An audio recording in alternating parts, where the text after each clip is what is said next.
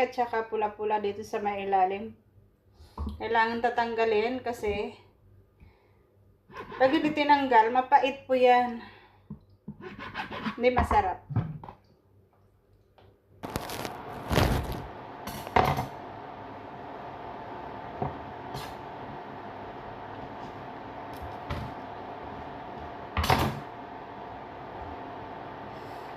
Naglilinis ako ng atay ng manok at saka balon-balunan ng manok. Iyan, balon-balunan ng manok. Masarap to adobo na maanghang. Tapos, yung iba, lalagay ko sa pansit. Magpapansit ako. Sarap to mga be. Gusto ko kasi yung adobo.